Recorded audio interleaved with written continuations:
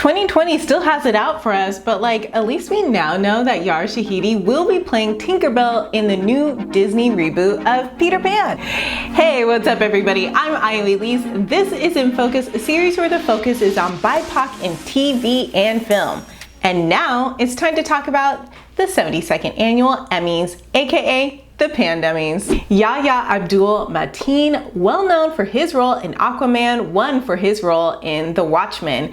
And Uzo Aduba, otherwise known as Crazy Eyes from Orange is the New Black, took home another Emmy for her role in Mrs. America. The biggest winners of the night though were our queens, Regina King and Zendaya. Zendaya won for her role in Euphoria, and at 24 years old, she is the youngest actor to win an Emmy for Outstanding Actress in a Drama. Now, if you're wondering when season 2 of the hit series will return, well, it's gonna be a while. Filming isn't set to start again until early 2021. Now, as for Regina King, she won her 4th Emmy, y'all, for her role in The Watchmen. And like Uzo, she wore a Breonna Taylor top during her acceptance speech.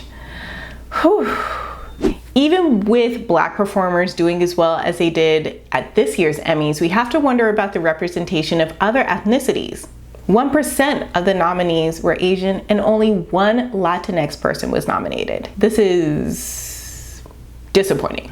And it's clear that the film and TV industry still has a lot to work on when it comes to diversity and inclusion, the whole nine.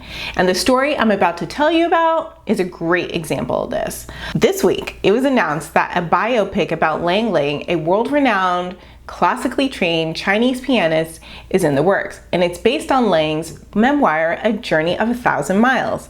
Now, the memoir tells the story of how Lang rose to fame as a global star in the classical music industry from his humble beginnings in China. Now, the director of this film is Ron Howard, and it doesn't bode well that the writers of the screenplay are white as well. Now, for many people, like award-winning filmmaker Lulu Wang, who directed the critically acclaimed The Farewell, this seemed not right. Even with Lang serving as the executive producer, or at least one of them, it seems like there's a huge window for cultural context, insight, and other nuances in the story just to get lost.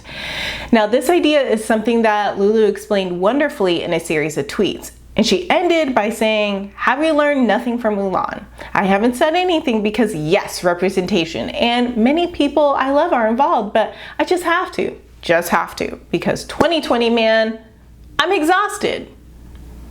Lulu girl, I'm exhausted, you're exhausted, we're all exhausted." Now, the production team and Lang say this is a universal story and it's in good hands, so we'll just have to see what happens.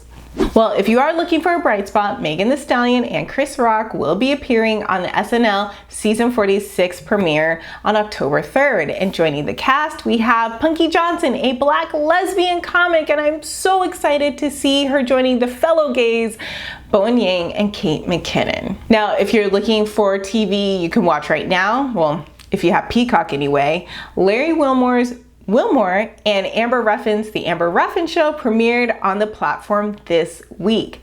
Now, both of these comics have insane track records. In fact, this is Larry's 2nd time around in the late night show circuit, and Amber Ruffin is a writer for Late Night with Seth Meyers. So I'm sure we're gonna get a lot of really good stuff here. Okay, so what do you think about this year's Pandemmys? And what do you think about Ron Howard directing the Lang biopic? And will you be watching the SNL premiere next week? Also, what do you think about Wilmer? What do you think about Amber Ruffin?